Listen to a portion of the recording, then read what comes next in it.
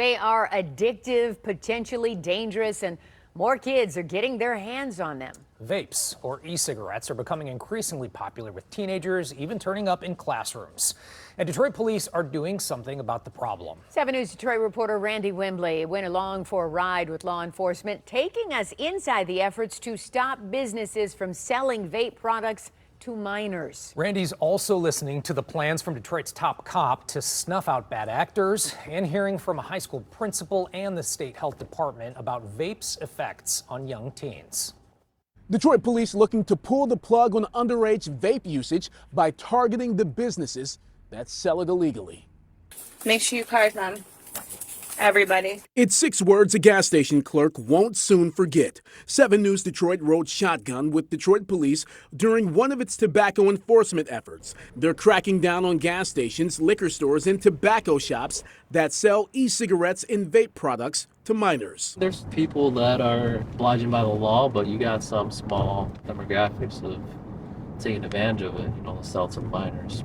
It's not a majority, but certainly one is too many for us. We don't want anybody selling to the kids. We were with officers as they hit 6 gas stations on the east side. So here's how the enforcement works. DPD sends in undercover officers to buy vape products. Thing is, you got to be at least 21 to buy this stuff, and the officers they're sending are underage, and a lot of them look like young teenagers. I'm feeling strawberry banana. It was $17. It's a good buy. We're waiting for a takedown and a citation. Out of the 6 gas stations within a 2-mile radius, It's gonna be a goodbye, an Arabic male. 3 sold vape products to our underage undercover cops. How you doing there?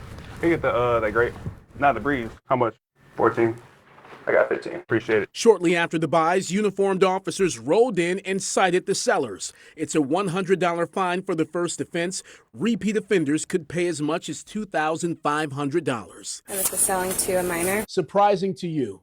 Oh, no, not at all. As a principal of a high school, that's one of our biggest concerns right now, is the distraction that underage vaping has on the student body and the ease of access. According to Dr. Maya Reynolds of Detroit School of Arts, vapes sold illegally to minors are turning up in schools. She says the vast majority of her students don't vape, but it's taking a toll on those who do. I'm not concerned about criminalizing them, but explaining to them that it has a flavor so they can't taste that this nicotine is so highly addictive.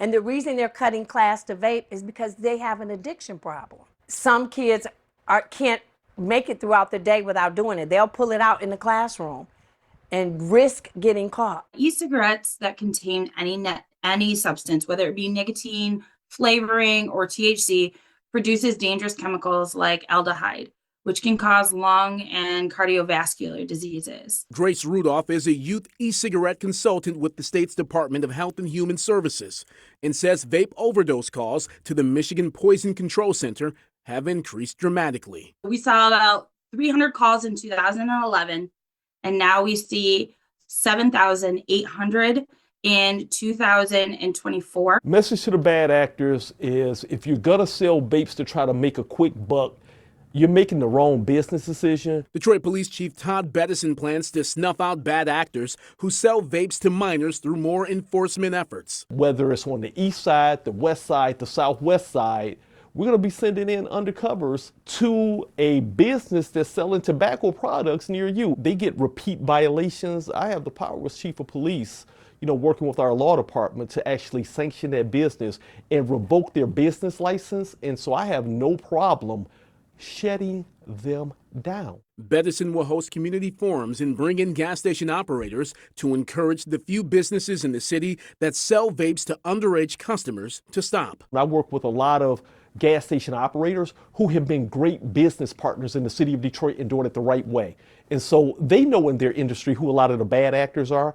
And so they need to also have conversations, say, hey guys, we can't do this. Let's get this and let's do it the right way. I do want to educate and make sure that I'm giving them an opportunity to change and let them know that it's a new day, that this will not be tolerated. Randy Wembley, 7 News Detroit.